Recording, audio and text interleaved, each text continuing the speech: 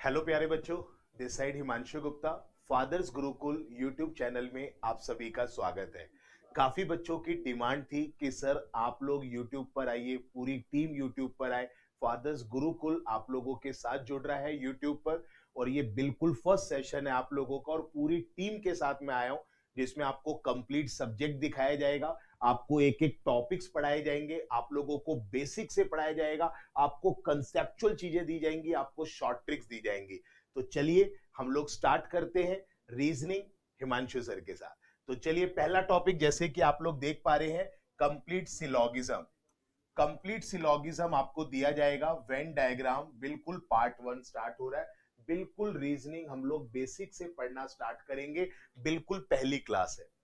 Reasoning आपके Himanshu sir पढ़ा रहे हैं, इंग्लिश आपको राहुल बेंसला सर पढ़ाएंगे, जीएस की पूरी टीम आएगी आप लोगों को पढ़ाने, इंडिविजुअल सब्जेक्ट के टीचर्स हम लोगों ने रखे हुए हैं, मैथ्स के आप लोगों के 3 टीचर्स हैं, वो सभी टीचर्स आपको इसी यूट्यूब चैनल फादर्स गुरुकुल पर मिलेंगे। तो आप लोग इस फादर्स गुरुकुल के चैनल को सब्सक्राइब कर लो, और वीडियो देखने के बाद अगर वीडियो अच्छी लगे तो प्लीज चैनल को लाइक जरूर करें, अपना प्यार बनाए रखें। हम अपना प्यार आप लोगों तक डेली बेसिस पे डिलीवर करते रहेंगे। तो चलिए स्टार्ट करते हैं। सिलॉगिज्म की बात करें ना प्यारे बच्चों, तो सिलॉगिज्म की वेटेज सभी गवर्नमेंट एग्जाम में अच्छी खासी वेटेज आती है। जैसे अगर मैं एसएससी की बात करूं, एसएससी में आप लोगों को पता ही है कि रीजनिंग जो है वो प्रीलिम्स में भी आ रहा है, और रीजनिंग आप लोगों का मेंस में भी आ रहा है। ठीक है, तो सिलॉगिज्म अगर प्रीलिम्स में आया तो इसके 1 से 2 क्वेश्चंस आते हैं, और अगर सिलॉगिज्म मेंस में आया तो इसके 2 से 3 क्वेश्चंस आपको मिलेंगे। तो एसएससी में सिलॉगिज्म की क्या वेटेज रहती है, वो सारा सिनेरियो आपको क्लियर हुआ। अब मैं बैंकिंग सेक्टर की अगर बात करूं, तो बैंकिंग सेक्टर में सिलॉगिज्म की अच्छी खासी वेटेज है। बैंकिंग में प्रीलिम्स हो या मेंस हो, प्रीलिम्स हो या मेंस हो, इसके आपको 5 से 6 क्वेश्चन कंफर्म मिलेंगे। अब आप लोगों के दिमाग में डाउट क्या चल रहा है कि सर आप एसएससी और बैंकिंग दोनों लेवल के अकॉर्डिंग पढ़ाएंगे? बिल्कुल बच्चे, आपको एसएससी और बैंकिंग दोनों लेवल दिखाया जाएगा, बिल्कुल बेसिक से दिखाया जाएगा, सारी शॉर्ट ट्रिक्स आपको दिखाई जाएगी, बिल्कुल कंसेप्चुअल तरीके से। ठीक है, तो चलिए स्टार्ट करते हैं हम लोग अपना पहला टॉपिक रीजनिंग का, सिलॉगिज्म, वो भी किसकी मदद से? वेन डायग्राम की मदद से। तो चलिए, जैसे कि आप लोग देख पा रहे हैं, आज की क्लास का मोटिवेशन लेक्चर। ठीक है बच्चे, हमेशा अपने आप को पॉजिटिव रखिए, हमेशा अपने आप को मोटिवेट रखिए, क्योंकि पढ़ाई में दुनिया सरकारी नौकरी की रेस में दौड़ रही है। पढ़ाई दुनिया कर रही है, रेस में दुनिया दौड़ रही है, पर काफी बच्चे अपने आप को 1.5 से 2 महीने बाद उस रेस में नहीं रख पाते। क्यों? क्योंकि आप लोग अपने आप को पॉजिटिव नहीं रख पाते, अपने आप को मोटिवेट नहीं रख पाते। तो आज का मोटिवेशन लेक्चर क्या है? An investment in knowledge page the best interest. अगर आप अपनी नॉलेज में इन्वेस्ट करेंगे ना, तो आपको एक बहुत बढ़िया इंटरेस्ट मिलने वाला है, आपका एक फ्यूचर बहुत बढ़िया तरीके से सिक्योर होने वाला है। ठीक है, तो चलिए स्टार्ट करते हैं। देखिए क्वेश्चंस पे तो हम आएंगे, ठीक है, क्वेश्चंस पे तो हम अभी आते हैं। सबसे पहले मैं आपको थोड़ा सा चीजें क्लियर कर देता हूं, ठीक है ना, 1 मिनट रुकिए। लीजिए, सबसे पहले मैं आपको थोड़ा सा बेसिक क्लियर कर देता हूं। तो हम लोग स्टार्ट क्या कर रहे हैं आज? सिलॉगिज्म। इसकी वेटेज के बारे में मैंने आपको बता दिया है। सिलॉगिज्म बच्चे, सबसे बेहतरीन तरीका होता है सिलॉगिज्म को पढ़ने का वेन डायग्राम। अगर आप वेन डायग्राम की मदद से सिलॉगिज्म पढ़ते हैं, आपकी चीजें बेसिक से कवर होती है, कंसेप्चुअल तरीके से कवर होती है, और सिलॉगिज्म आप लोग मेंस लेवल तक इजीली कर पाते हैं। ठीक है, तो हम सिलॉगिज्म को किसकी मदद से सॉल्व करेंगे? हम लोग सिलॉगिज्म को सॉल्व करेंगे with the help of Venn diagram. अब सर जी, ये वेन डायग्राम क्या होता है? इसको प्यारे बच्चों हिंदी में वेन आरेख कहते हैं। इसको क्या कहते हैं हिंदी में? वेन आरेख कहते हैं। सर सिलॉगिज्म को हिंदी में क्या कहते हैं? सिलॉगिज्म को हिंदी में न्याय कहा जाता है। ठीक है, तो सिलॉगिज्म में हम चीजों को कैसे सॉल्व करेंगे? वेन डायग्राम से सॉल्व करेंगे। अब ये सर वेन डायग्राम होता क्या है? ये वेन डायग्राम होता क्या है जिसके बारे में आप इतनी देर से बातें कर रहे हो? ये वेन डायग्राम है क्या? तो प्यारे बच्चों, वेन डायग्राम के बारे में लिखो, जल्दी से नोटबुक ओपन कर लो, जल्दी से अपने नोट्स बनाने स्टार्ट कर दो। वेन डायग्राम के बारे में लिखो। दैट डायग्राम, लिखिए, that diagram which shows a relation between, अभी मैं हिंदी में भी बताऊंगा, that diagram which shows a relation between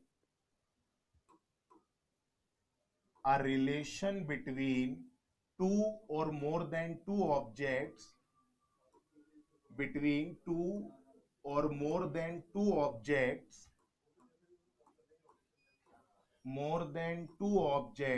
is called Venn diagram.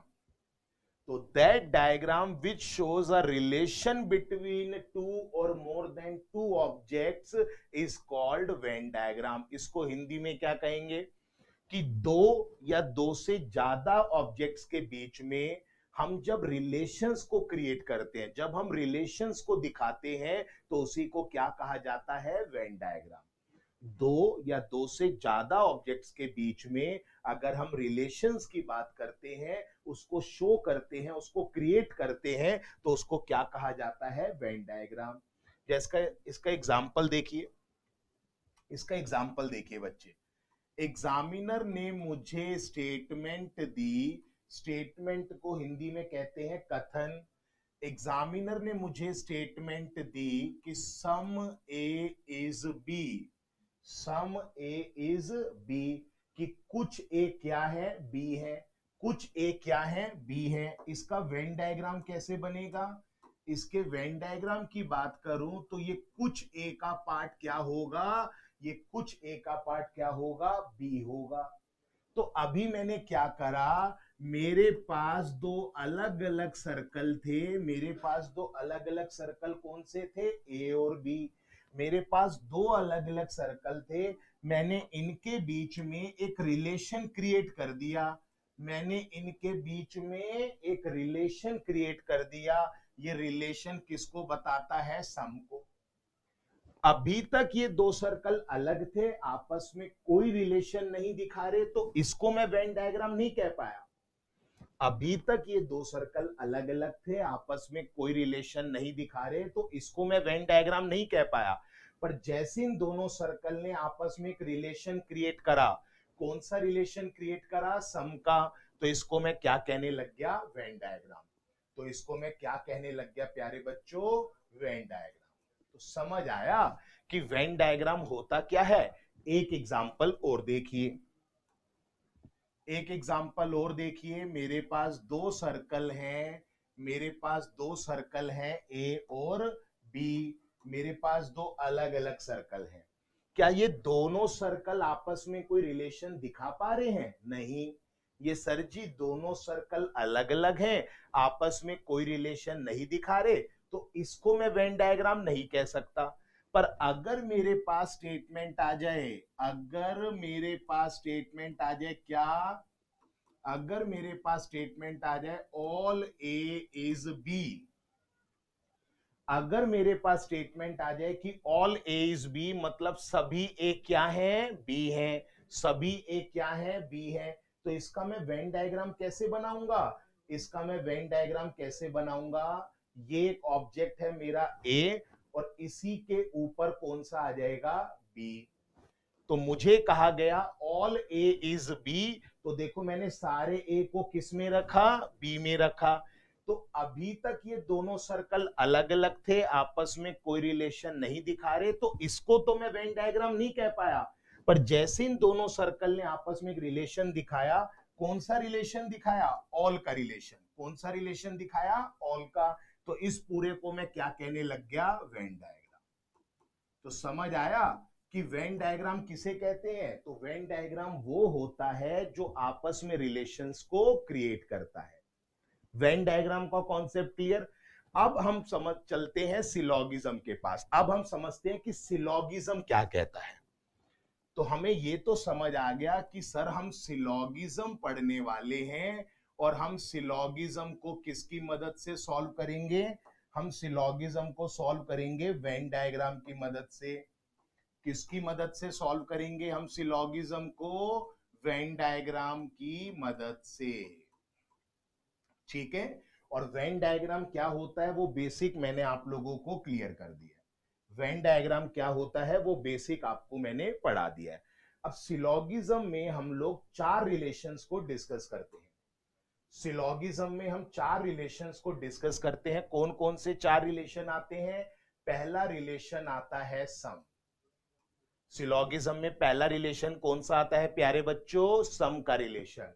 Syllogism में सेकंड रिलेशन आता है ऑल का।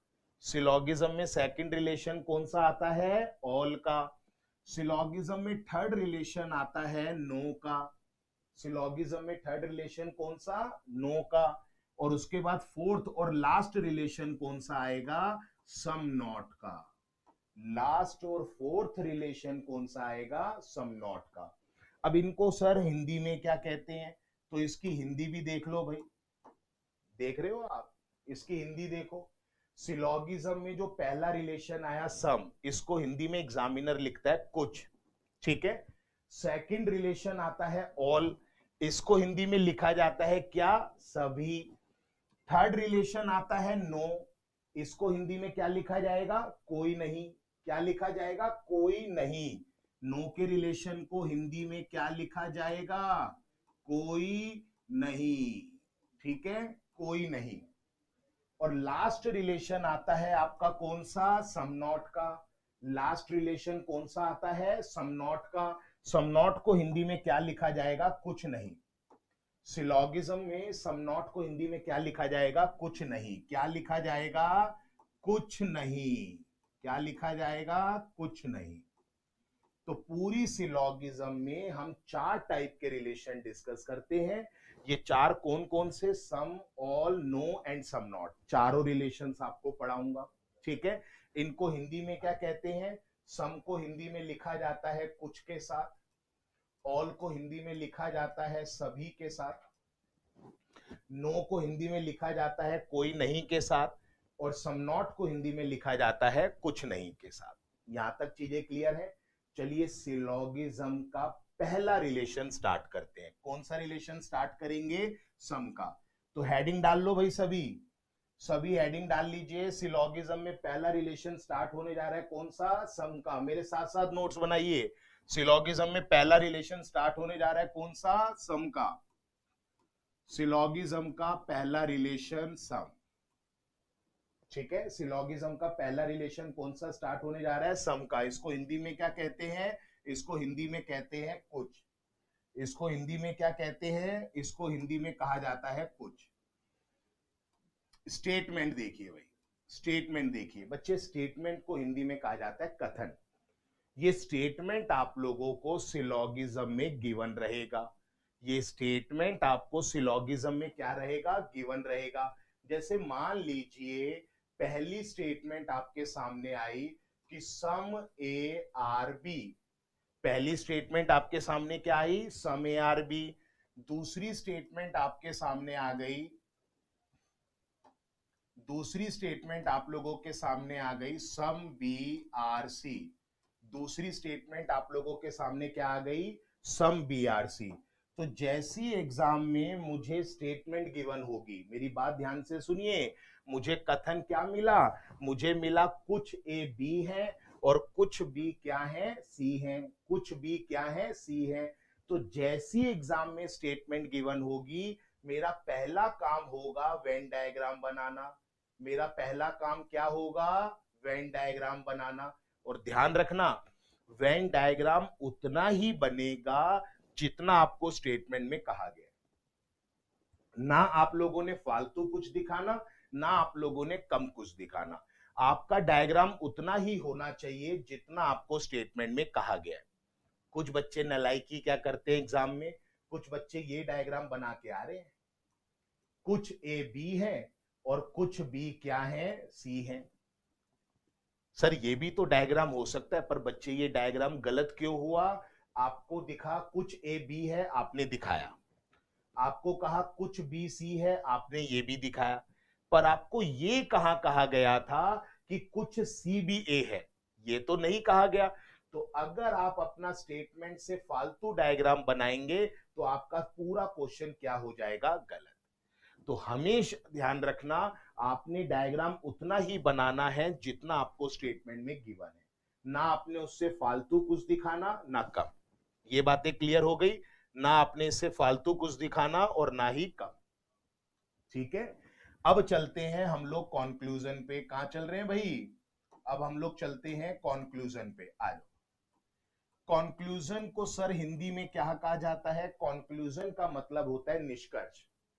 मतलब स्टेटमेंट से हमने क्या बनाया? डायग्राम। जितनी स्टेटमेंट एग्जाम में गिवन होगी मैं उतना ही डायग्राम बनाऊंगा, और इस डायग्राम को देखकर आपको बताना है कि कौन सा कॉन्क्लूजन सही होगा और कौन सा गलत, कौन सा कॉन्क्लूजन फॉलो करेगा और कौन सा नहीं। तो जैसे मैं पहला कॉन्क्लूजन आपसे पूछ लेता हूं, क्या पूछ लेता हूं? अगर मैं आपसे पूछ लेता हूं कि सम सी आर बी, कुछ सी बी है, तो ये कॉन्क्लूजन सही है या गलत है, ये आप किसको देखकर बताएंगे? हम डायग्राम को देखकर बताएंगे। मैं दोबारा रिपीट कर रहा हूं, जितना स्टेटमेंट आपको एग्जाम में गिवन होगा आप उतनी बातों उसको डायग्राम में दिखाएंगे। डायग्राम में ना तो आप फालतू दिखाएंगे ना कम दिखाएंगे, पहली बात। कॉन्क्लूजन में जो आपसे पूछा जाएगा कि वो सही है या गलत, कॉन्क्लूजन में क्या पूछा जाएगा कि कौन सा कॉन्क्लूजन फॉलो कर रहा है और कौन सा नहीं। तो कॉन्क्लूजन फॉलो कर रहा है या नहीं कर रहा है ये किस पे डिपेंड करेगा? डायग्राम पे। आपसे पूछा गया सम सीआरबी कि कुछ सी बी है, तो आपको डायग्राम में दिख रहा है ना कि कुछ सी का पोर्शन क्या है? बी है। तो ये चीज क्या हो जाएगी? सही। पहला कॉन्क्लूजन क्या हो गया? फॉलो करेगा। आपसे पूछा गया क्या कुछ सी बी है, आपने डायग्राम देखा, हाँ सर कुछ सी तो बी है, दोनों के सर्कल टच हो रहे हैं, दोनों में सम का रिलेशन है, पहला कंक्लूजन फॉलो करेगा। सेकंड कंक्लूजन अगर आपसे पूछ लिया जाए, क्या पूछ लिया जाए? आपसे पूछ लिया जाए कि सम सी आर ए, अगर आपसे पूछ लिया जाए कि कुछ सी ए है, तो ये तो कंक्लूजन आप लोगों ने मुझे बता दिया, क्या होगा सर? ये गलत हो जाएगा।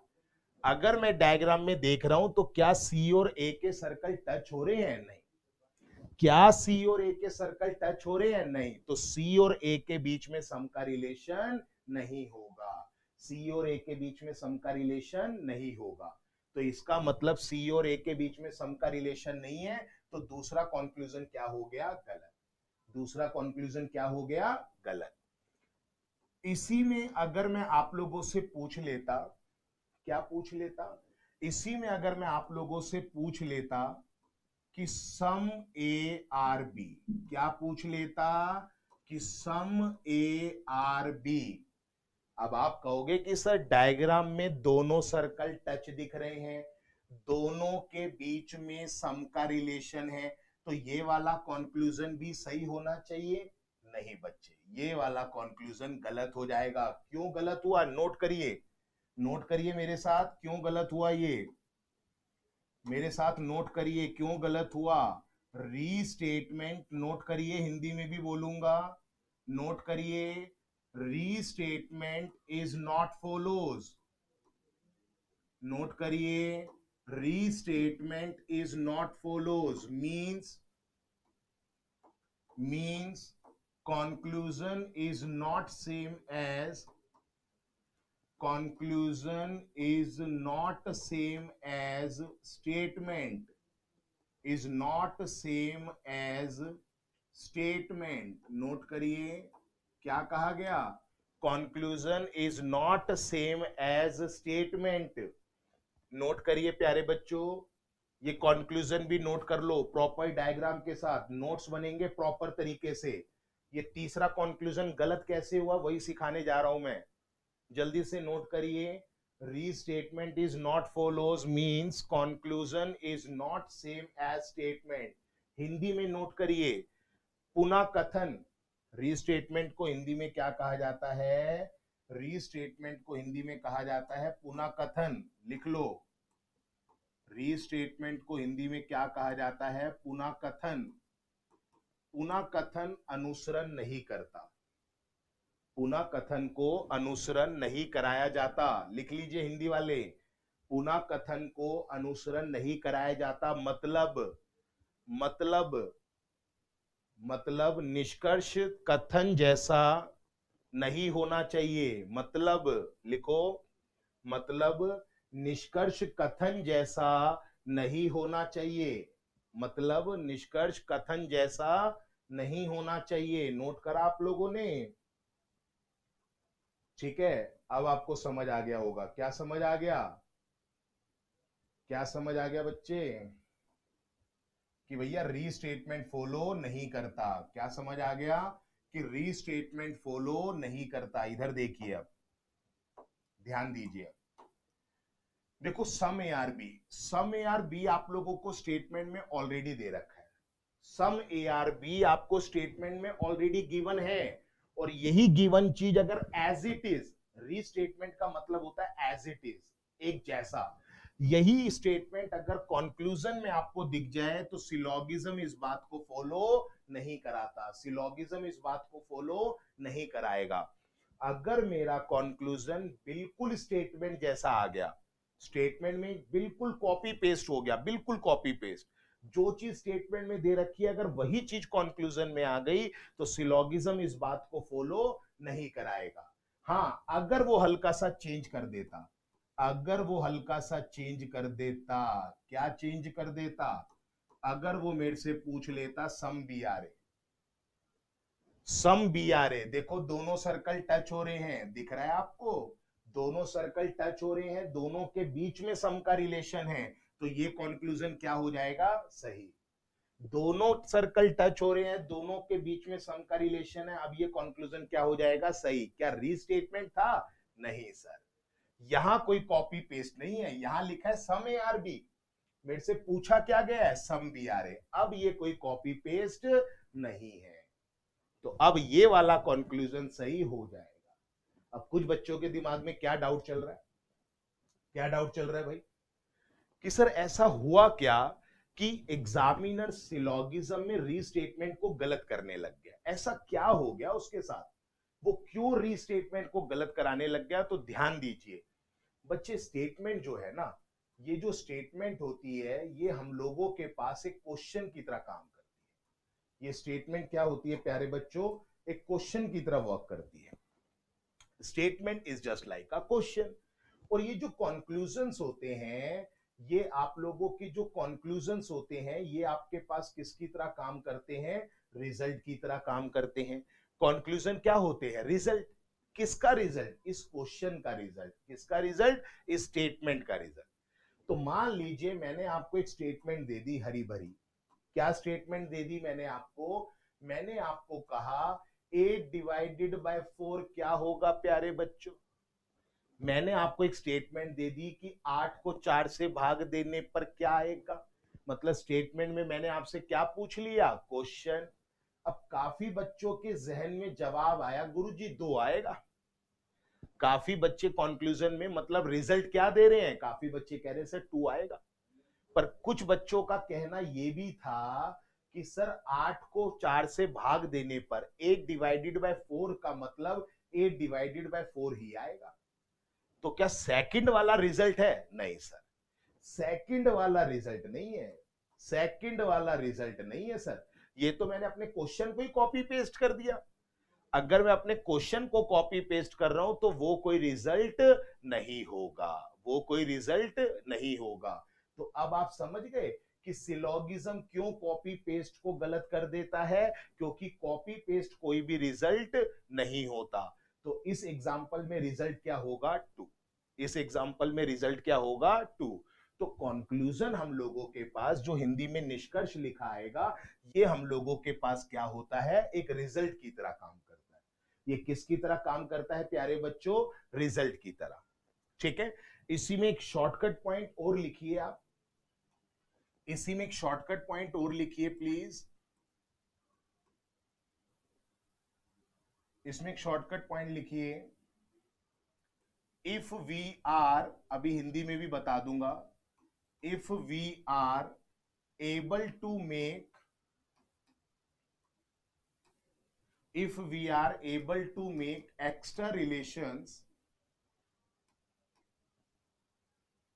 if we are able to make extra relations without changing any given statement, note करिए, without changing any given statement, then all the possibilities follows, without changing any given statement, then all the possibilities follows, then all the possibilities follows, अभी हिंदी में भी बोल देता हूं, then all the possibilities follows। क्या लिखा हमने? if we are able to make extra relations without changing any given statement, then all the possibilities follows। इसका मतलब क्या हुआ सर? इसका मतलब क्या हुआ? अगर हम अपनी दी गई स्टेटमेंट को, हिंदी वाले लिखें, दिए गए कथन को बदले बिना, दिए गए कथन को बदले बिना अगर हम कोई, दिए गए कथन को बदले बिना अगर हम कोई एक्स्ट्रा रिलेशन दिखा पाते हैं,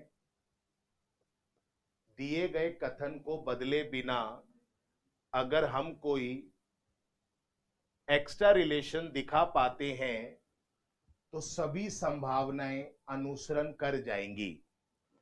तो सभी संभावनाएं, पॉसिबिलिटीज क्या होती हैं? संभावनाएं। तो सभी संभावनाएं अनुसरण कर जाएंगी, तो सभी संभावनाएं अनुसरण कर जाएंगी। इसका मतलब क्या हुआ सर? इसका मतलब क्या हुआ? ये आपने जो लाइन हमें लिखवा दी है, ट्रिक जो लिखवा दी, इसका मतलब क्या हुआ? ध्यान दीजिए, पांचवा पॉइंट देखें। सम सीआरए हम लोगों ने गलत कर दिया था, सम सीआरए हम लोगों ने गलत कर दिया था। क्यों गलत कर दिया था? ये दोनों सर्कल एक दूसरे को टच नहीं कर रहे, दोनों के बीच में सम का रिलेशन नहीं है, तो इसका मतलब दोनों के बीच में सम का रिलेशन नहीं था, तो हमने गलत कर दिया। क्योंकि हम कंक्लूजन में किसको देख रहे थे? डायग्राम को। और सी और ए के सर्कल आपस में टच नहीं कर रहे, दोनों के बीच में सम का रिलेशन नहीं था, हमने गलत कर दिया था। पर मान लो अगर एग्जाम में केस आ जाता, क्या आ जाता कि some C are A being a possibility, some C are A being a possibility, कि कुछ सी ए होने की संभावना हो सकती है। क्या कहा मैंने? कुछ सी ए होने की संभावना हो सकती है, बिल्कुल हो सकती है।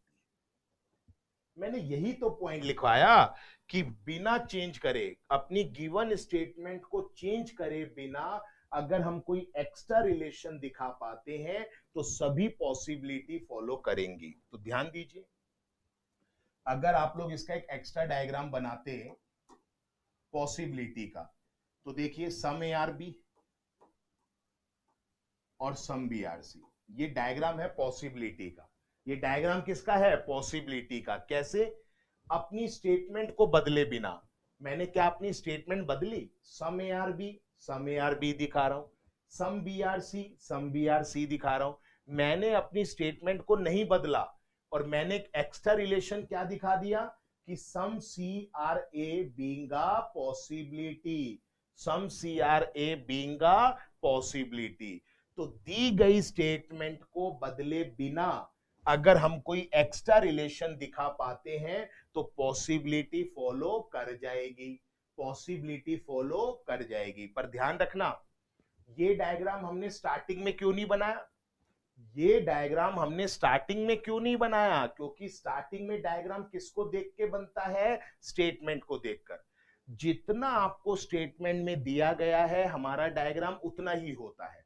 तो ये आपका जेन्युइन डायग्राम है जिसको देखकर हम लोग अपने कंक्लूजन्स को सही या गलत कर रहे थे। पर ये लास्ट वाला डायग्राम कौन सा है? ये डायग्राम है किसका? पॉसिबिलिटी का। ये डायग्राम किसका है प्यारे बच्चों? पॉसिबिलिटी का। क्या सर पॉसिबिलिटी का डायग्राम भी बना के देखना पड़ेगा? मत बनाओ ना यार, मैं बैठा हूं ना इसके लिए। आपने कोई पॉसिबिलिटी का डायग्राम बना के चेक नहीं करना। हमेशा ध्यान रखना 99% केस में 99% केस में पॉसिबिलिटी सही होती है।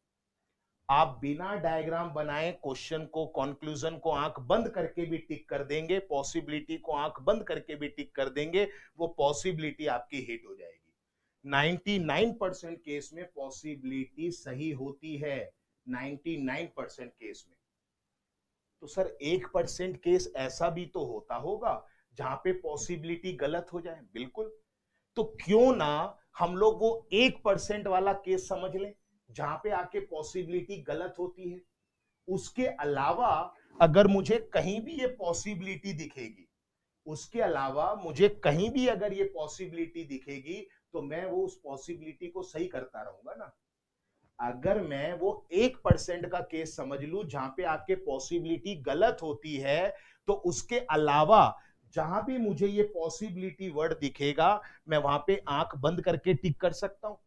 मुझे कोई एक्स्ट्रा डायग्राम बनाने की जरूरत नहीं पड़ेगी, मुझे कोई एक्स्ट्रा डायग्राम नहीं बनाना। ठीक है। तो देखिए वो 1% का केस कौन सा होता है।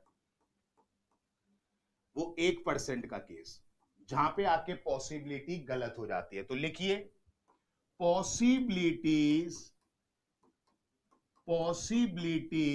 are not applicable, possibilities are not applicable in definite/surely cases. Possibilities are not applicable in definite/surely cases. Sir ji Hindi में बताओ, हिंदी में लिखो। संभावनाएं, हिंदी में लिखिए संभावनाएं जो डेफिनेट केसेस होते हैं, जो श्योर केसेस होते हैं, वहां पर अनुसरण नहीं करेगी। संभावनाएं जो डेफिनेट केस होते हैं, जो श्योर केस होते हैं, वहां पे आके अनुसरण नहीं करेगी। सर ये कौन से केस होते हैं? ये कौन से केस होते हैं? डेफिनेट केस या श्योर केस कौन से होते हैं जहां पे आके हमारी पॉसिबिलिटी फॉलो नहीं कर रही? तो इसके बारे में देखिए, इसके बारे में देखिए। अगर कंक्लूजन आ जाता, अगर कंक्लूजन आ जाता क्या सम BRA being a possibility, some BRA being a possibility, अब गुरुजी ये गलत हो जाएगा। क्यों गलत हो जाएगा? क्योंकि प्यारे बच्चों डेफिनेट केसेस है। ये डेफिनेट केस कैसे है? आपको साफ दिखाई दे रहा है कि कुछ भी क्या है? ए है। कुछ भी क्या है? ए है। आपको साफ दिखाई दे रहा है। और जो चीज साफ दिखाई दे रही होती है उसमें अगर ये पॉसिबिलिटी लिख दे तो वो कंक्लूजन क्या हो जाएगा? गलत। एक प्रैक्टिकल एग्जांपल मैं आप लोगों के लिए रिकॉर्डिंग कर रहा हूं, आप लोगों के सारे सेशंस आपको दे रहा हूं एक पर्टिकुलर स्टूडियो से। इस स्टूडियो में, इस पूरी बिल्डिंग में, आप ऐसे समझे इस पूरी बिल्डिंग में लाइट नहीं आ रही। आप ध्यान से सुनना, इस पूरी बिल्डिंग में लाइट नहीं आ रही, तो इस पर्टिकुलर स्टूडियो में भी लाइट नहीं आ रही। फैक्ट है ना। जब इस पूरी बिल्डिंग में लाइट नहीं आ रही तो इस पर्टिकुलर स्टूडियो में भी लाइट नहीं आ रही, आप यही कहेंगे। अब जो चीज आपको नहीं दिख रही, जो चीज आपको नहीं दिख रही उसमें हम पॉसिबिलिटी कैसे लगाएं? ठीक है। जैसे मैं आप लोगों के लिए कह रहा हूं इस पर्टिकुलर स्टूडियो में भी लाइट नहीं आ रही, अब इसमें अगर मैं संभावना लगाऊं कि इस स्टूडियो में लाइट आने की संभावना है, तो आप इसको तो सही कर दोगे ना। पॉसिबिलिटी हर केस में लगा सकते हैं। आज बारिश आने की संभावना है, इस स्टूडियो में लाइट आने की संभावना है, कल आप लोगों का नेक्स्ट सेशन होने की संभावना है, आपकी सरकारी नौकरी लगने की संभावना है, तो सारी पॉसिबिलिटी सही हो रही है ना। पर अगर मैं कह दूं कि आज आपका सिलोगिज्म रिकॉर्ड होने की संभावना है, तो ये तो गलत हो जाएगा ना। तो ये तो डेफिनेट केस है। आपका सेशन ऑलरेडी रिकॉर्ड हो रहा है, आपका सेशन आप ऑलरेडी पढ़ रहे हैं। जो चीज आपको सामने दिखाई दे रही है उसमें अगर पॉसिबिलिटी आ जाए तो क्या हो जाएगा? गलत। आप लोगों ने पूछा कि सर आपके वहां जहां से आप रिकॉर्ड कर रहे हैं क्या बारिश हो रही है? मैंने कहा नहीं हो रही। आपने मेरे से पूछा सर जहां से आप इस क्लास को रिकॉर्ड कर रहे हैं क्या वहां बारिश हो रही है? मैंने कहा नहीं हो रही। आपने कहा सर आज बारिश होने की संभावना है? संभावना क्या, पॉसिबिलिटी। तो हाँ, बारिश होने की संभावना है, कुछ भी हो सकता है। पर अगर आपने मेरे से ये पूछ लिया होता कि सर जहां से आप रिकॉर्ड कर रहे हैं क्या वहां बारिश हो रही है, मैंने कहा हाँ। आपने कहा सर आप जहां से रिकॉर्ड कर रहे हैं क्या वहां बारिश हो रही है, मैंने कहा हाँ। फिर किसी बच्चे ने पूछ लिया कि सर आपके वहां बारिश होने की संभावना है, तो ये क्या हो जाएगा, गलत। क्योंकि जो चीज ऑलरेडी मुझे दिख रही है कि ऑलरेडी यहां पे बारिश हो रही है, तो अगर बारिश होने की संभावना आपने पूछी तो क्या हो जाएगा, गलत। तो डेफिनेट केसेस हमेशा सिलोगिज्म में पॉसिबिलिटी में क्या हो जाएंगे, गलत। मेरी बात क्लियर हुई आपको? क्या सर अभी सिलोगिज्म पढ़ाने की संभावना है, गलत। सर सिलोगिज्म ऑलरेडी पढ़ा रहे हैं। तो जो चीज आपको डायरेक्ट दिखाई दे रही है उसमें अगर पॉसिबिलिटी आ जाए तो आपका क्या हो जाएगा, कंक्लूजन गलत हो जाएगा। बाकी हर जगह 99% केसेस में, ये रहा 99% केसेस में आपकी पॉसिबिलिटी क्या हो जाएगी, सही हो जाएगी। 99% केस में आपकी पॉसिबिलिटी क्या हो जाएगी, सही हो जाएगी। क्लियर हुई ये सारी बातें? ठीक है। तो आप लोगों ने 99% केसेस में आंख बंद करके भी पॉसिबिलिटी को सही कर दोगे तो वो हिट कर जाएगा। बस ये ध्यान रखना कि 1% केस में पॉसिबिलिटी गलत होती है, और वो कौन सा केस है आप लोगों का, डेफिनेट केस है, श्योरली केसेस है। वो कौन सा केस है आप लोगों का, डेफिनेट केस है।